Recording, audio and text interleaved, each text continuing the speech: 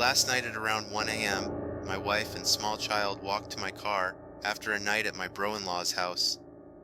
He lives in a sketchy suburban neighborhood, so we are always conscious of our surroundings.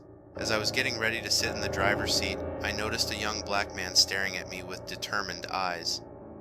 I stared back and nodded, but he just stood there staring back at me. It made me uncomfortable, but my fatherly instincts kicked in, and I squared my shoulders up to the man to give off my best fake, "You wanna go at me, bro?" bravado.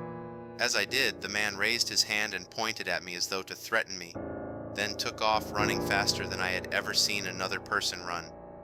Having felt like my penis grew a couple inches instantly as reward for being a badass, I felt it was safe to sit in the car and proceeded to drive home, but not before nicking the damn metal mailbox a bit.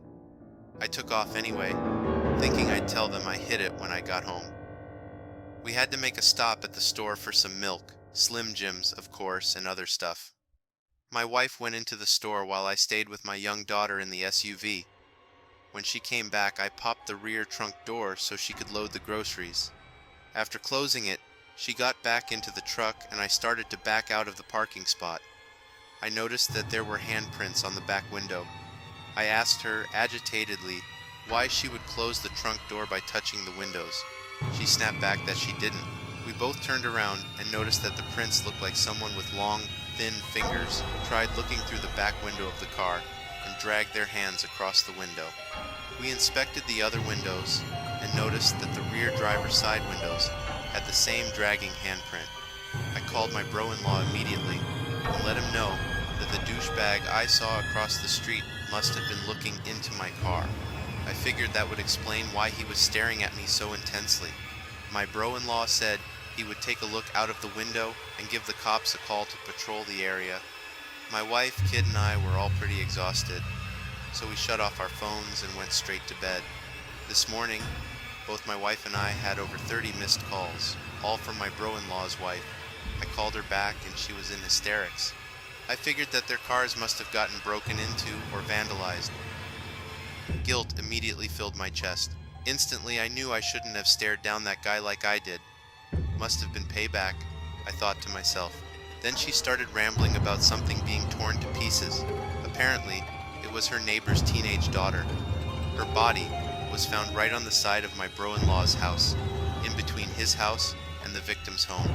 The poor girl apparently snuck out of her house to go out and was trying to re-enter when someone, or something, grabbed her and mauled her to death. She was disemboweled and had 2 of her limbs ripped from her body. As of now, they still have not recovered her right hand. My stomach dropped at the news. That black man was not staring me down. He was looking past me, petrified, into the shadows at whatever was killing that young lady. He wasn't pointing at me. He was pointing at someone behind us, pointing at it. The cops just left my house. They were trying to get information on the man I saw. Apparently they think he is a possible witness suspect. I assured them that I didn't think he was the killer based on my experience with him, but they still wanted to do their due diligence. The detectives also decided to get prints and measurements of the handprints off my vehicle windows. Due to the long, slender length of the finger marks, they do not believe it was the killer's, since they appeared feminine. If the fact that this maniac, this thing, dragged that dead girl's hand across my vehicle as he was stalking up behind me isn't enough to fuck my world up, I've also just been informed that my license plate was ripped off my bumper. Looks like I didn't hit that mailbox after all.